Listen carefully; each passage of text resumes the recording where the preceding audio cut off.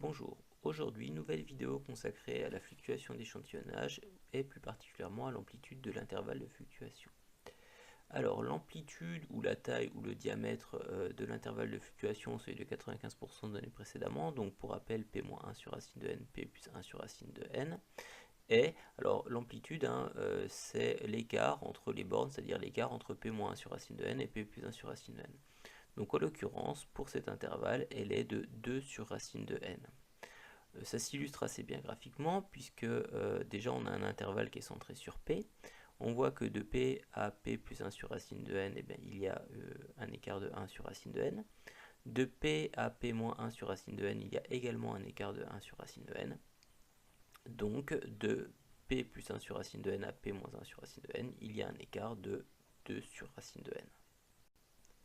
Alors, on va observer l'amplitude de l'intervalle de fluctuation, celui de 95%, pour quelques tailles possibles d'échantillons. On va commencer par n égale 100, donc pour un échantillon de 100 individus, on a 2 sur racine de n qui est égal à 2 sur racine de 100, c'est-à-dire 0,2, soit 20%.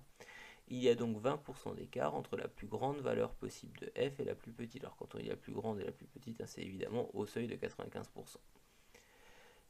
Pour un échantillon de taille supérieure, de taille n égale 1000, on a 2 sur racine de n qui est égal à 2 sur racine de 1000, c'est-à-dire environ 0,063, soit environ 6,3%. Il y a donc 6,3% d'écart entre la plus grande valeur possible de f et la plus petite, encore une fois au seuil de 95%. Et pour un échantillon de taille encore supérieure, donc cette fois-ci 50 000, je passe les calculs, on obtient environ 0,9%, c'est-à-dire qu'il y a moins de 1% d'écart entre la plus grande valeur possible de f et la plus petite valeur possible de f au seuil de 95%. Alors, qu'est-ce qu'on observe? On observe que plus la taille de l'échantillon est grande, plus l'amplitude de l'intervalle de fluctuation est petite. Alors ça, c'est une observation qu'on a faite sur les quelques exemples précédents, mais c'est également une propriété, puisqu'on peut la démontrer en étudiant la fonction qui a n associe 2 sur racine de n, mais ça, on le verra un petit peu plus loin dans l'année. Alors, graphiquement, comment est-ce que ça s'observe? Eh bien, si je prends deux échantillons qui ont pour taille respective n1 et n2 avec n1 plus petit que n2, donc l'échantillon qui a la taille la plus grande a pour taille n2, son intervalle de fluctuation associé, qui est en vert ici, va être le plus petit des deux intervalles de fluctuation.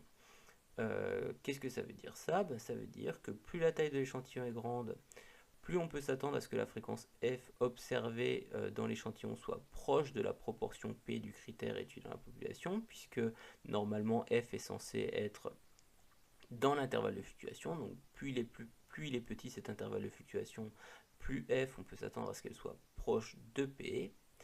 Autrement dit, à ce que l'échantillon représente plus précisément la population sur le critère étudié. Alors c'est finalement pas très étonnant, parce que plus l'échantillon est grand, plus il se rapproche de la population, on le comprend bien intuitivement.